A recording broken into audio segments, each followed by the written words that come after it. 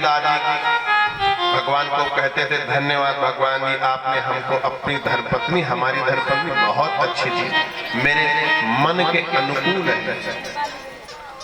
अगर वो दोपहर में भी कहते, सुनती हो, हाँ जी, दिया जला के रख दो, अच्छा बड़ा अंधेरा लग रहा है, तो वो ये नहीं कहती है दोपहरी खड़ी दोपहरी में भी प्रकाश है और दिया का क्या काम, जला के रख दे।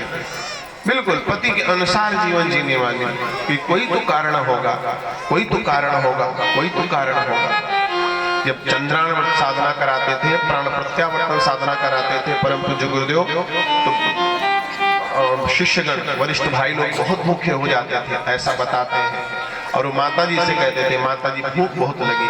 गुरु जी कहते थे खाना नहीं है, बहुत कठोर। गुरु जी ने भी कठोर साधना करी, तो साधक ही बनाना चाहते थे। व्यक्तित्व विकास, व्यक्तित्व निर्माण, मानव में देवत्व का जागरण ही उनका मूल उद्देश्य था।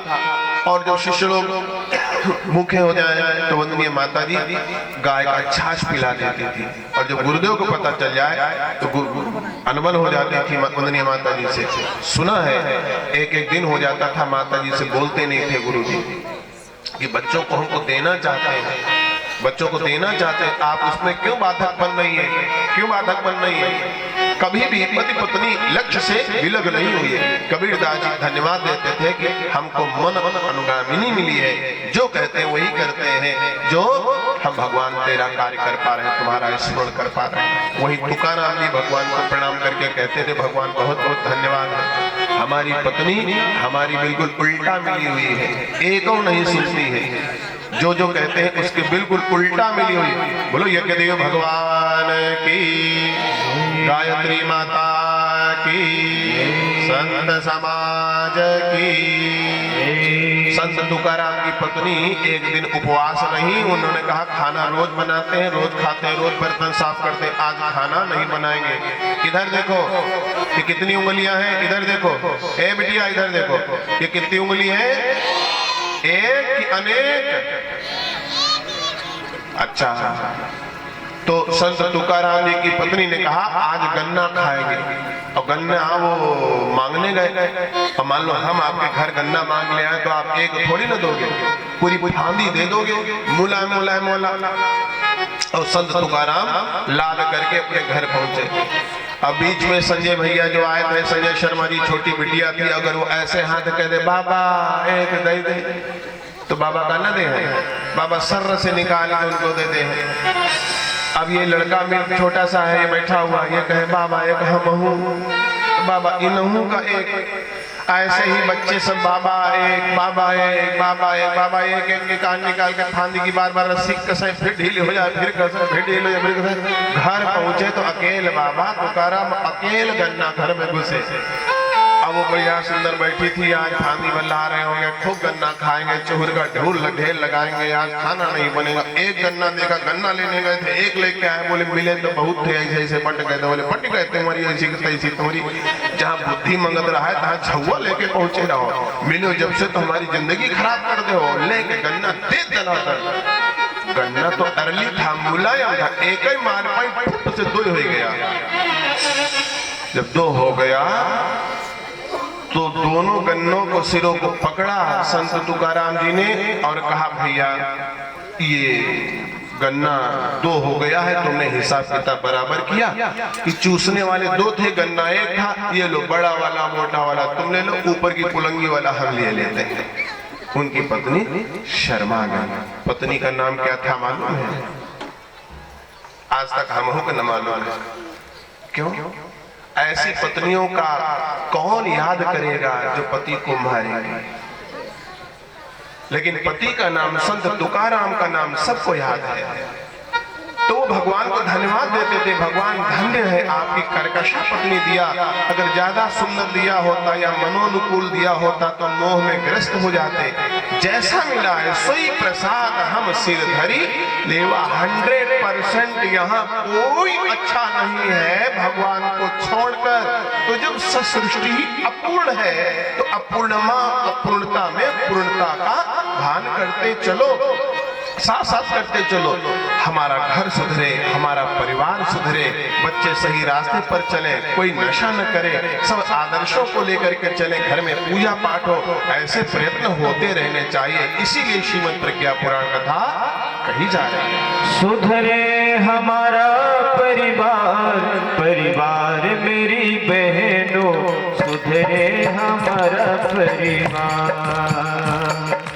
सुधरे हमारा परिवार, परिवार मेरी बहनों, सुधरे हमारा परिवार, सुधरे हमारा परिवार, परिवार मेरी बहनों, सुधरे हमारा परिवार।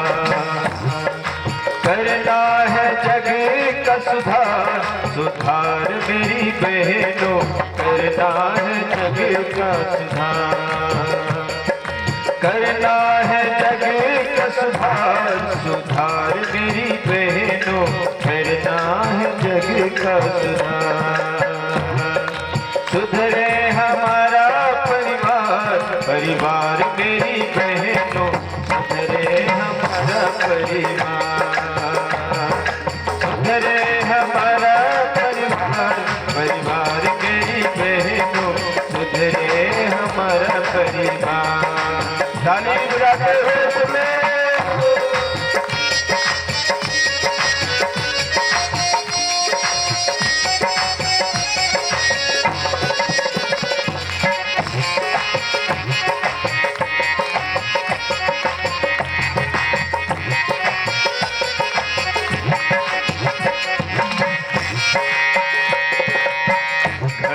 बच्चे कहना माने, घर के बच्चे कहना माने, निज कर्तव्य सभी पहचाने, निज कर्तव्य सभी पहचाने, होगा कभी उद्धार, होगा कभी उद्धार, उद्धार में बहना होगा तभी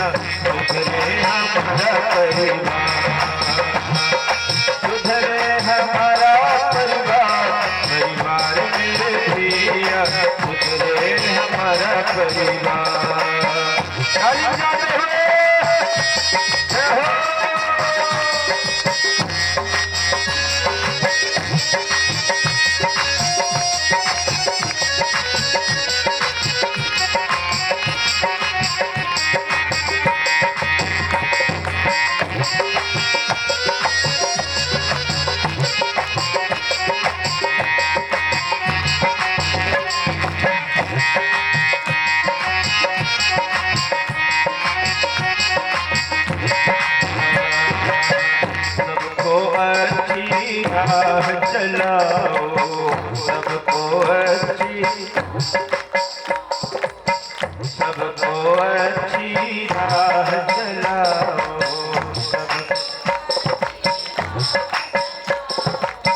भारतीय संस्कार जगाओ, भारतीय संस्कार जगाओ,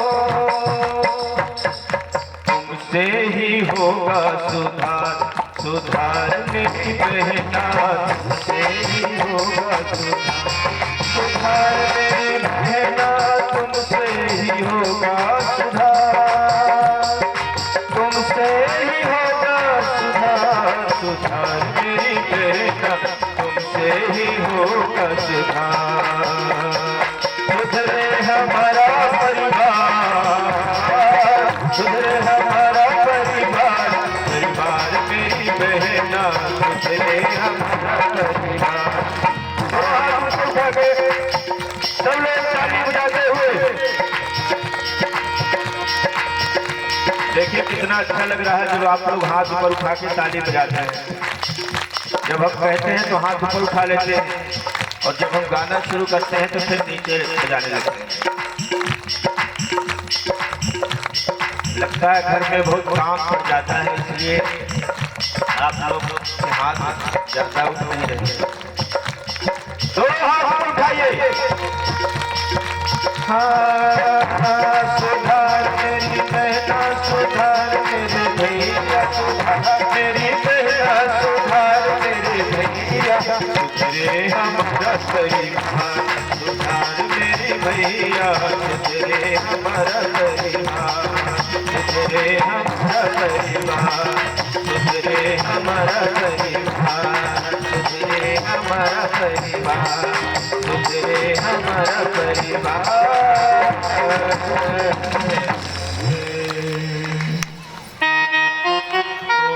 विश्वास करो कि भगवान ही विवाह कराते हैं, तो जो उपहार भगवान ने दिया है उसमें कमी न निकाली जाए, उसको संवारा जाए, संजोया जाए। ऋषि आगे धौम्य ऋषि कहते हैं कुंभ के मेले में गृहस्थों को अपब्बीन चैवाथ अनावश्यक सुसंगृहै। कहते हैं अपव्यय रोकना चाहिए और अनावश्यक संग्रह भी रोकना चाहिए, यानी फिजूल खर्ची भी रोको और अति कंजूसी भी रोको। गृहस्थ में दोनों बाधक है। कोई कोई इतना फिजूल खर्च होता है कि बीमार पड़ जाए तो कैसे चिकित्सा हो उसका कुछ बजट ही नहीं रहता, और फैशन इतना ज्यादा फिजूल खर्ची में रहता है कि जितने सीजन होते हैं हर सीजन के उनके पास में कपड़े होते हैं। सीजन गर्मी बरसात जाड़ा नहीं, हर साल 2 साल 3 साल पर वो बदल जाता है। कभी साड़ी नेट वाली आ जाती है, कभी वो सॉफ्ट वाली आ जाती है, कभी बॉर्डर वाली आ जाती है, कभी प्रिंटेड आ जाती है, तो कभी कुछ आ जाती है, कभी पैंट आ जाती है, कभी कसी पैंट आ जाती है, तो कभी एड़ी दिखने वाली पैंट आ जाती है, तो कभी चौड़ी मोहरी की आ जाती है, कभी फटी पैंट आ जाती है। हर ट्रेड, हर मौसम का, हर फैशन का कपड़ा जरूर होगा। बीमार पड़ जाए तो चिकित्सा के पैसे नहीं होंगे, पढ़ाई के पैसे नहीं होंगे, कोई चीज उपहार देने के पैसे नहीं होंगे, दान के लिए पैसे नहीं होंगे। जो पैसा बचाएगा नहीं वो दान कैसे कर पाएगा।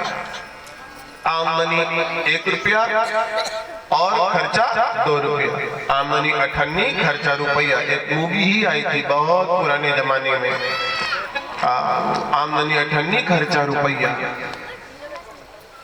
आमदनी जैसी है उतना ही पैर फैलाओ। ये न देखो गरीब अमीर की बात, सब्जी मौसम वाली खाओ आपको ताकत मिलेगी। अब तुम सोचोगे कि हम बेमौसम सब्जी खाएं, क्योंकि उनके घर में वो बड़े आदमी थे, उनके यहाँ गए थे तो ये मौसम वाली सब्जी मिली थी। तो हर मौसम में हर सब्जियां बिकती रहती हैं। इस तरीके से दूसरों की तुलनाएं न करो, आप स्वस्थ भी रहेंगे, आगे भी बढ़ते रहेंगे। फिजूल खर्ची से बचना चाहिए। आज हमारा धन फिजूल खर्ची पर बहुत जाता है। गुटखा पान पुकार सब लोग बहुत खा लेंगे, लेकिन आरती में 1 रुपया नहीं चाहेंगे। पहले तो पुरुष ही खाते थे, अब कुछ कुछ नारियां भी खाने लगी।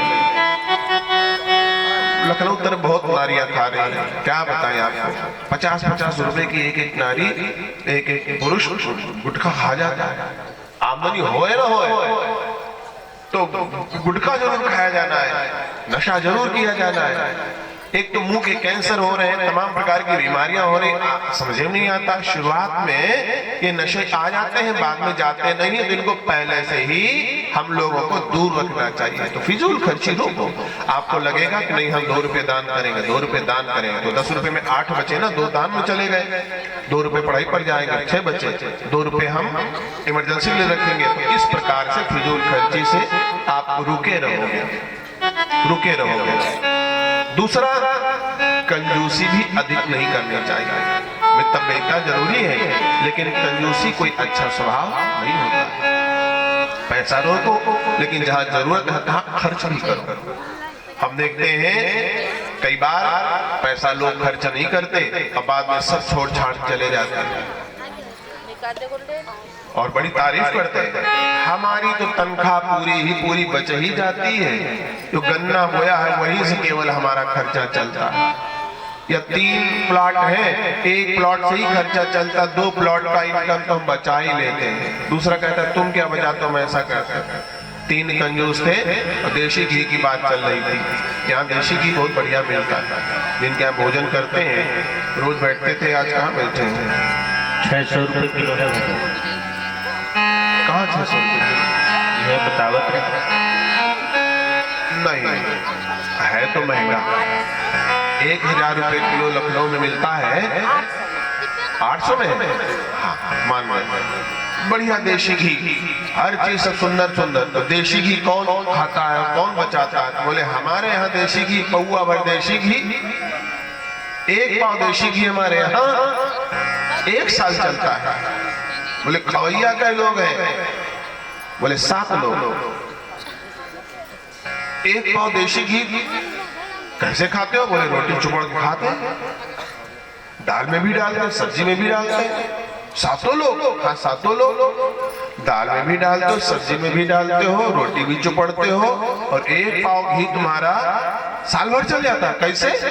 बोले सीधी सी बात है, शीशी खोलो, सीख डुबो, शीशी खोलो, सीख डुबो, रोटी का गड्ढा रखा है, सीख उसी में चुभो दो, सारी रोटी में घी लग गया। दोबारा फिर सीख डुबो, बटुई खोलो, कुकर खोलो, दाल में डाल दो, दाल में घी पड़ गया, सीख हटाओ, सीख घी में ले जाओ, सब्जी वाले कुकर में ले जाओ, सब्जी में घी पड़ गया, सबको परो तो छट्टे। दूसरा बोला अरे तुम क्या देशी घी खाते हो? देशी घी हमारे यहाँ खाया जाता है। कैसे खाया जाता है? बोले एक बार हमारे यहाँ बाबा के समय में गैया भी आई थी, और वो घी रखा हुआ था पाव भर, आज तक चल रहा है। तो तुम लोग खाते नहीं? खाते क्यों नहीं है? बिल्कुल खाते। कैसे खाते हो? बोले भाई इलाज के लिए जाओ तो कभी दवाई मुंह से खिलाते, कभी इंजेक्शन देते, कभी क्लोरोफार्म सुहा देते हैं कि जल्दी बेहोश हो जाओ। तो हम लोग मुंह से नहीं खाते, हम लोग नाक से खाते हैं। शीशी खोलते हैं, जाएगा तो शरीर में। जब यज्ञ का धुआं नाक से शरीर में घुस जाता है तो घी की विटामिन नहीं घुसेगी क्या? वही ताकत घुस जाएगी। बोले हमारे यहाँ घी चलता है, 1 पाव घी बाबा के बाबा गया जब गए थे तब लाए थे, आज भी चल रहा है। हम देखते हैं थोड़े बहुत घटा होगा, घटा ही नहीं। तुम खाते कैसे हो? बोले जब सब खाना बन जाता है तो हमारे यहाँ घी पिटरिया में रखा है, पिटरिया खोली जाती है और घी को लेकर के पूरे भोजन पर ऐसे ऐसे दिखा दिया जाता है, जैसे आरती को आचमन करा देते हैं और घी को देख लेते हैं, घी को फिर रख देते हैं। तो ऐसे अगर कंजूसपन से जीवन जिया जाएगा तो सारा धन रखा रह जाएगा और फिर जब नाती पोते पाएंगे तो फिजूल खर्ची करेंगे। वो वाली हरले वाली खरीदेंगे मोटरसाइकिल। एक बार हम जा रहे थे, इतनी चौड़ी मोटरसाइकिल निकली, जाने कैसी गर्जना करती हुई, और बड़ी छोटे साइज की थी। हम सत्संग में जा रहे थे, प्रातः काल का समय था, धर्मपत्नी भी साथ में थी। उन्होंने कहा ये मोटरसाइकिल, हमने कहा ये तो न भूतो न भविष्य कभी देखा नहीं। बच्चे को बताया तो बच्चे ने कहा वो हरले वाली होगी, वो टूर पर जा रहे होंगे, इंडिया टूर कर। हाँ, उनका जैकेट भी कुछ अजब था और हेलमेट भी कुछ अजब था। तो बच्चे वो वाली खरीदेंगे और जाने क्या क्या करेंगे। उस समय रहते जगो साथी न किंचित देर हो जाए, सजाते ही रहो तुम दीप तब तक भोर हो जाए। तुम तो पेट काट काट कर न खाट खाट के न पहन पाए, न पूजा कर पाए, न दान कर पाए, न तीर्थ कर पाए, बचा बचा के रखें। और बच्चे बाद में क्या करेंगे ये कुछ कहा नहीं जा सकता। तो हम ऋषि कहते हैं फिजूल खर्ची भी रोकी जाए, अपव्यय भी रोका जाए और अति संग्रह भी रोकना चाहिए। धन जो है वो सरकता रहना चाहिए। धन माँ होता है, लक्ष्मी होती है ना, लक्ष्मी माँ पालन पोषण सबका करती है। संग्रह माँ को प्रिय नहीं है। मूव रखो, जो बैंक बैलेंस में रखते हैं नहीं, आप प्रॉपर्टी में बिजनेस में कुछ न कुछ लगाते रहो, आगे करते रहो, वो बढ़ता रहेगा। धन प्रदर्शन न हो। देखो भैया, धन का प्रदर्शन न हो। प्रदर्शन किसका होता है? वैश्याओं का। वैश्याओं का नाच देखे हैं? 2 मिनट तो हाव भाव ही बनाती रहेंगी। ये क्या हुआ? प्रदर्शन हो रहा है। और उनके लिए लोग ऐसे ऐसे करते हैं। आरती में यहाँ कितने सिक्के पड़ते मैं देखता रहता हूँ। देखो, ये न सोचना कि हम ममता वाले बाबा हैं, लेकिन हम ये जरूर देखते रहते हैं कि कौन कितना कहाँ दे रहा है, क्या कर रहा है। आप कहोगे हम राम बख्शी का एकदम दे दिए हैं, बार बार नहीं दे, नहीं, बार बार दीजिए। आदत तभी पड़ेगी। बच्चे से बार बार दान कराइए। वैश्याओं का प्रदर्शन होता है, माँ का कोई प्रदर्शन नहीं करता कराता। माँ का सम्मान किया जाता है। माँ माँ पालन पोषण करती है। तो लक्ष्मी माँ है, लक्ष्मी माँ है, इसका प्रदर्शन नहीं हो तो अच्छा है। जब प्रदर्शन होने लगता है, दूसरे पर रौब ठाठ गांठने के लिए होने लगता है, तो कष्ट होता है, तो कष्ट होता है। भैया, अपने घर को सुंदर बनाने के लिए धम्म ऋषि कहते हैं कि न ज्यादा कंजूसी करो और न ज्यादा मितव्ययी रहो।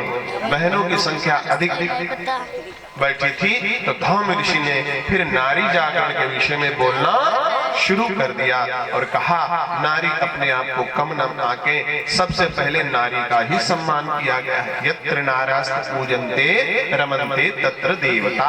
जहां नारियों का सम्मान होता है, देवता वहीं निवास करते हैं। जिन घरों में नारियां दुखी रहती हैं, रोती रहती हैं, उन घरों में दरिद्रता बनी रहेगी। पैसा चाहे जितना हो, अशांति फैली रहेगी। सीता राम, पहले सीता नारी है, पहले उनका नाम आया, तब पुरुष राम का नाम आया।